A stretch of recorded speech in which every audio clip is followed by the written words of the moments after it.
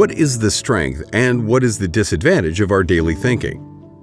We now know that every behavior is anchored in our programmed brain. However, there is another conditioning that has been discovered only fairly recently, namely neuroplasticity. This is the ability of neural networks in our brain to change through growth and reorganization.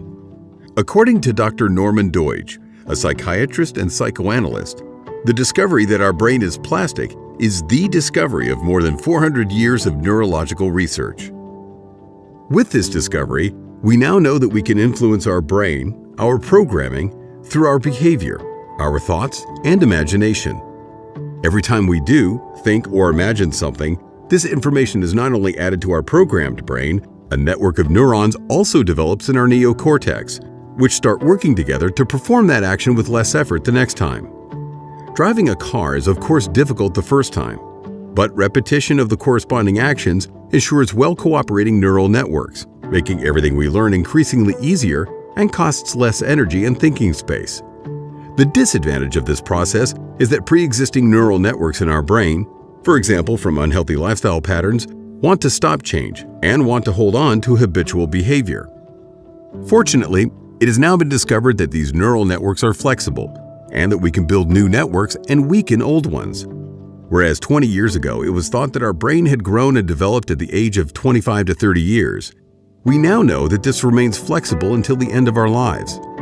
The development of our brain depends on how we live, what we imagine, and how we think.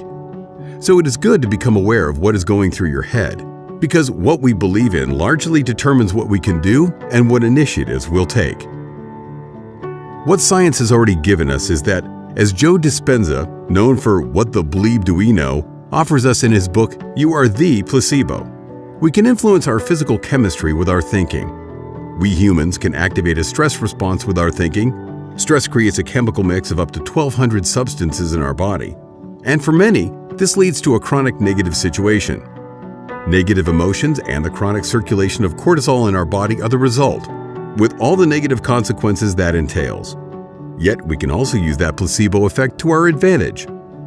If we know that our thinking causes a chain reaction, and if we start thinking more about how we want to live and what we want to feel, if we recognize which beliefs and thoughts belong to the past but don't necessarily want to take into the future, we'll have more control over our thinking. And from our control room, we can let our conscious brain, the programmed brain, and conditioning system work to our advantage.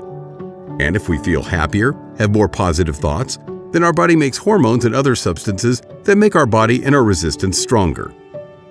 Finally, in this chapter, a short explanation about the difference between a growth mindset and a fixed mindset. Mindsets are our beliefs and our belief about our traits.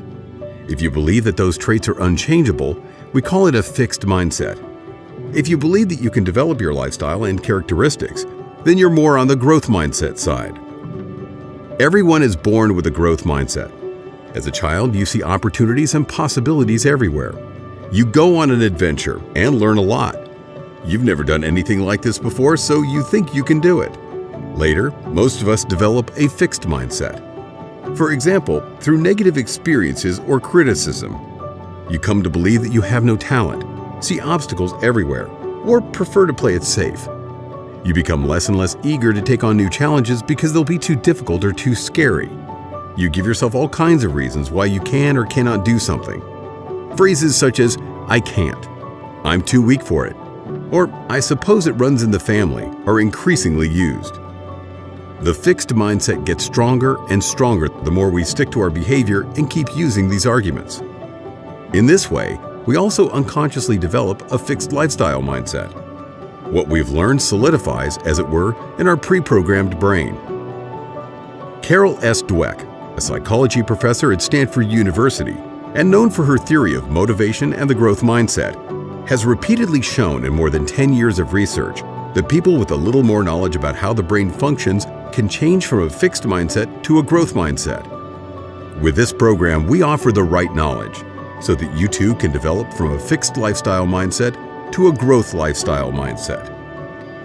What can we learn from this? Everything we believe in about ourselves developed in ourselves. Consciously evoke positive emotions in you every day, such as thinking about what you're grateful for every day. Be mindful of any fixed thoughts. In the next chapter, more about the mind reset and how we can develop from a fixed mindset to a growth mindset.